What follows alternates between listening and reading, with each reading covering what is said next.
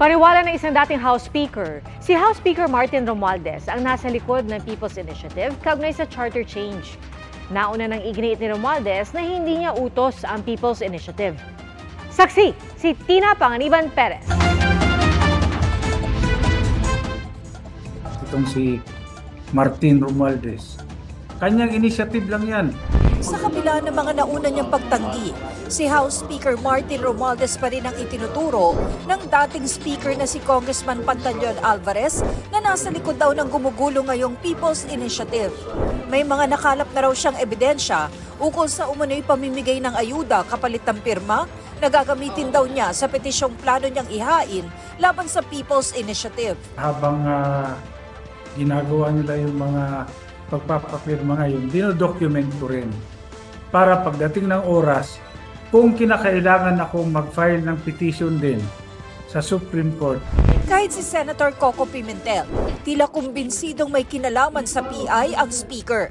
Kaya panawagan niya sa pinsan ni Romualdez na si Pangulong Marcos. Bakit papayagan ng Presidente na mabulabog yung administration niya ng ganitong issue na People's Initiative pa, na parang ginamit ng mga members of Congress ang mode for the people? The President should have nipped this in the bud. Sinusubukan namin makuha ang panig ni Romualdez, pero ilang beses na rin niyang pinagdiin ang hindi niya utos ang People's Initiative. So you didn't give any orders po? Si Albay 1st District Representative Ed Selagman, pinag-aaralan namang maghain ng petisyon sa COMELEC. Krimen anya ang napapaulat na umano'y pamimili ng pirma.